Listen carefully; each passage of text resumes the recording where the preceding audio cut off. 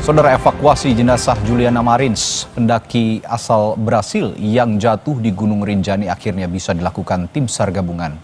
Dan tim SAR gabungan menyebut medan berpasir dan cuaca yang kerap berubah jadi kendala proses evakuasi. Jalan terus. Tim SAR memutuskan menggunakan tali untuk mengevakuasi jenazah pendaki asal Brasil yang berada di jurang Gunung Rinjani. Usai dievakuasi, korban selanjutnya dibawa ke Rumah Sakit Polri untuk proses pemulasaran. Diputuskan bahwa untuk evakuasi korban dilaksanakan dengan tali, dengan lifting. Alhamdulillah sudah berada di punggung dari LKP. Mudah-mudahan saat ini sedang dalam perjalanan menuju pos Sembalun dan nantinya akan kita arahkan ke Rumah Sakit Polri. BPBD Nusa Tenggara Barat menyebut, medan berpasir hingga cuaca yang kerap berubah jadi kendala proses evakuasi. Meski sempat terkendala, tetapi proses evakuasi pendaki asal Brasil ini berhasil dilakukan. Kendala begitu dalamnya posisi jatuhnya korban, kemudian kondisi cuaca ditambah juga dengan kondisi geologi yang ada di sekitar tebing tersebut, yaitu berpasir dan memiliki batuan yang lapuk, sehingga harus hati-hati untuk menghindari jatuhannya batuan, termasuk juga pasir menimpa daripada petugas yang di bawah, termasuk juga korban yang akan diangkat ke atas. Sebelumnya, pendaki asal Brasil terjatuh ke jurang Danau Segara Anak sedalam 600 meter saat mendaki Gunung Rinjani pada Sabtu pekan lalu. Korban diketahui terjatuh saat rombongan hanya menemukan peralatannya usai memisahkan diri untuk beristirahat. Tim Liputan, Kompas TV. Dan untuk mengetahui proses evakuasi korban selengkapnya kita tanyakan jurnalis Kompas TV Fitri Rahmawati langsung dari Lombok, Nusa Tenggara Barat. Fitri, sejauh mana perkembangan evakuasi korban? Apa yang jadi kendala sebenarnya untuk upaya evakuasi ini? Ya, Juna dan juga saudara, hari ini, malam ini pada jenazah dari WNA Brazil sudah berhasil dievakuasi dan kami mendapatkan informasi bahwa keberhasilan evakuasi itu terjadi pada pukul 16.20 di mana jenazah dari WNA Brazil Juliana Marins ini berhasil diangkat ke Pelawangan oleh tim evakuasi yang melakukan proses evakuasi di wilayah tempat jatuhnya WNA asal Brazil ini.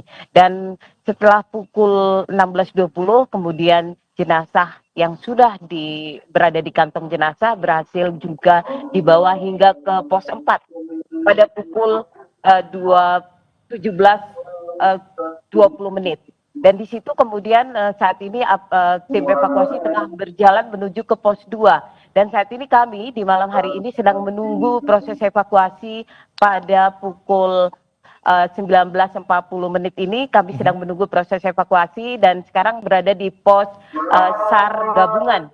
Saat ini semua rekan-rekan media sedang menunggu kedatangan ambulan yang akan membawa jenazah dari Bukit Tiga yang melakukan proses evakuasi dengan bantuan ambulan ke lokasi tersebut. Awalnya kami memprediksi, Juno, bahwa akan melakukan tim SAR akan melakukan proses evakuasi itu menggunakan ambulan pada gerbang kandang sapi. Akan tetapi kemudian baru saja kami mendapat informasi bahwa ambulan tengah menuju ke SAR gabungan, ke posko SAR gabungan ini pada hari ini dan menurut rencana sekitar 2 atau 3 jam ke depan ambulan akan sampai di lokasi ini, Juna. Baik, Fitri, usai dievakuasi selanjutnya jika nanti berhasil begitu, korban akan dibawa kemana dan sudahkah ada pernyataan juga dari perwakilan kedutaan besar Brasil di Lombok? Menurut rencana korban akan dibawa dari posko SAR gabungan ini, jenazah korban akan diserahkan dulu kepada pihak keluarga yang saat ini sudah menunggu di dalam posko gabungan ini dan mereka sedang berkoordinasi dengan aparat kepolisian, juga Badan SAR Mataram, TNGR dan semua pihak yang ada di lokasi ini untuk proses evakuasi jenazah dari posko SAR gabungan ini menuju ke Rumah Sakit Bayangkara Polda Nusa Tenggara Barat di Kota Mataram. Dan setelah itu nanti akan diupayakan bagaimana proses pemulangan jenazah ke negaranya. Dan memang dalam pertemuan itu juga ada dari pihak keluarga, kemudian juga dari kedutaan. Hanya saja kami tidak bisa meminta keterangan dari pihak kedutaan karena mereka belum berkenan untuk dimintai keterangan atau diwawancara sampai malam ini, Juno. Baik, nanti kami akan juga minta perkembangan lagi informasi dari sana. Untuk sementara ini terima kasih Fitri Rahmawati melaporkan langsung dari Lombok, Nusa Tenggara Barat.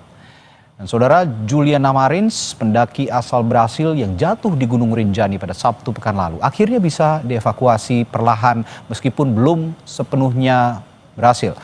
Tapi apa yang menyebabkan proses evakuasi baru bisa dilakukan beberapa hari kemudian? Hingga seperti apa prosedurnya atau SOP, standar operasional prosedur pendakian gunung? Selengkapnya kita ulas juga bersama Komandan Operasi Wanadri 28, Rizal Zulfikar. Selamat malam, Mas Rizal. Selamat malam, Mas.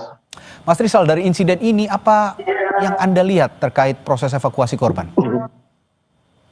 Ya baik, pertama kalau sebelum kita jauh melihat dari proses evakuasi, saya sangat setuju bahwa memang ada banyak kendala di lapangan yang tim lapangan yang biasanya paling mengerti detail. Ya. Yang pertama itu antara kondisi cuaca, terus terlepas dari kondisi cuaca dan kerumitan medan untuk pencapaiannya, biasanya itu juga setelah kita udah tahu titik temunya, ini metode untuk diangkat evakuasi itu akan sangat beragam, Yang kedua, dalam kondisi masih hidup atau sudah tidak hidup, itu juga sangat berbeda metodenya.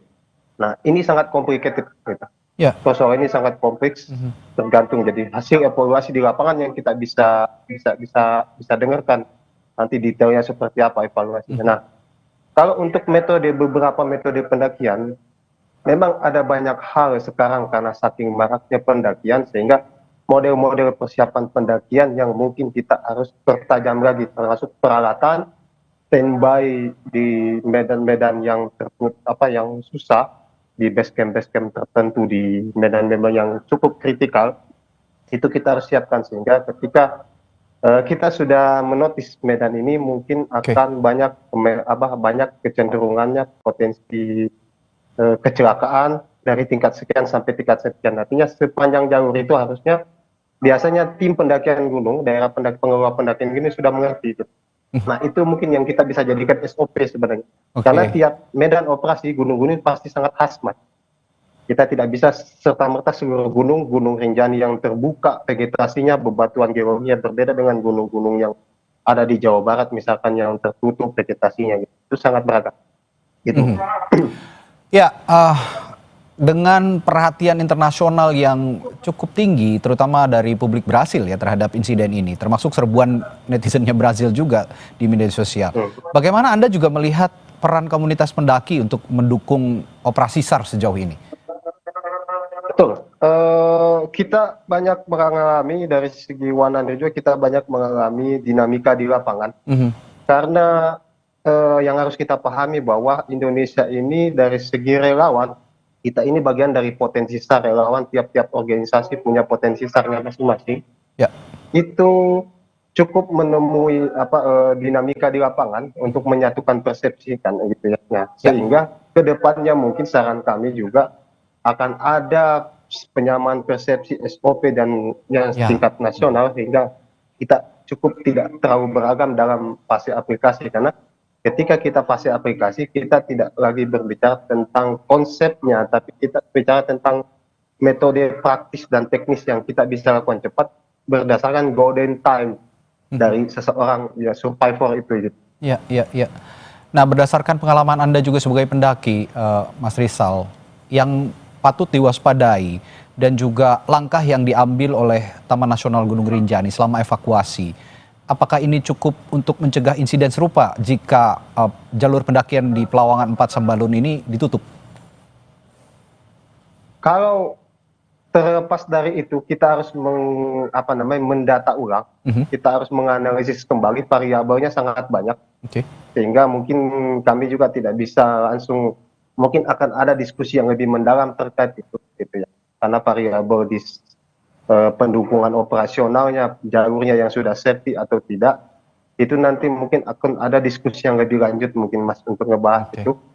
itu sehingga kita bisa secara komprehensif memutuskan, jadi menjadi keputusan bersama yang sangat baik jadinya. Oke. Ini saya ingin sedikit merunut kejadian pada saat korban terjatuh begitu ya.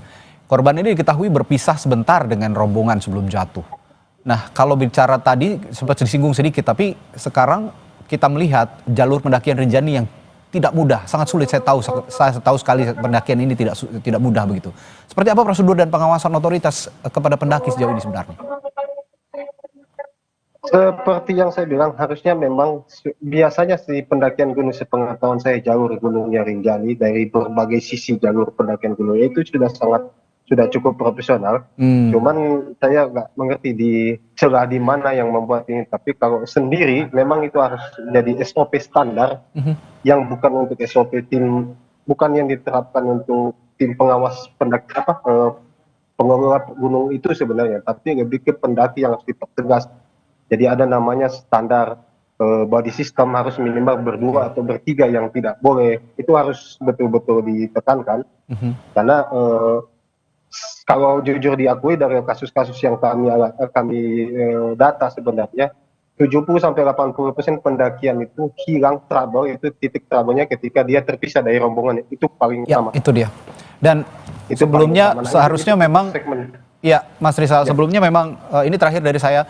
Sebelumnya memang jika ingin mendaki, sebaiknya para pendaki ini baik yang lokal maupun internasional begitu ya, ini mempelajari, ada track knowledge-nya terlebih dahulu sebelum mendaki ya, begitu ya, Mas Rizal ya, seperti memahami jalur ataupun rintangan-rintangan yang harus dihindari. Betul, betul Mas. Jadi gini, idealnya setiap pendakian gunung memang ada briefing dari pihak pengelola daerah situ, karena mereka cukup memahami jalur rute. Bahkan beberapa daerah itu mengharuskan mereka sudah harus ada teman mereka, teman si timnya sudah yang punya pengalaman di jalur itu. Ya. Tapi terlepas itu harus dimatangkan lagi bahwa satu tim memang sudah harus mutlak, itu tidak boleh sendiri. Baik berdua, bertiga dan sebagainya. Jadi mereka harus saling menjaga, dan Itu alat dia. komunikasi dan alat navigasinya sudah harus distandarisasi lebih bagus lagi gitu kan. Sekarang aplikasi dan sebagainya sudah cukup banyak ya. Beda zaman dulu kita masih tua peta dan kompas. Ya. Kalau sekarang sudah digital semua, jadi saya pikir sudah terbuka untuk lebih baik lagi gitu, untuk meminimalisir, bukan menghilangkan. Kalau kita ini kan Baik. itu tidak kita bisa mungkin menghilangkan, tapi meminimalisir dan preventif. Ya. Ini yang harus kita pelajari dari peristiwa ini juga, ya meskipun Rinjani ini sudah banyak diketahui banyak orang, tapi sebaiknya yang baru pertama kali tidak memisahkan diri, tetap berada dalam kelompok begitu ya, sehingga jika terjadi hal serupa bisa dihindari begitu ya, ada insiden-insiden serupa terjadi kembali di kemudian hari. Semoga ini menjadi insiden terakhir yang bisa kita pelajari dan tidak terulang di kemudian hari. Terima kasih Mas Rizal Zulfikar, Komandan Operasi Wanadri 28, telah berbagi pandangannya di Sapa Indonesia Malam. Selamat malam, sampai jumpa lagi Mas Rizal.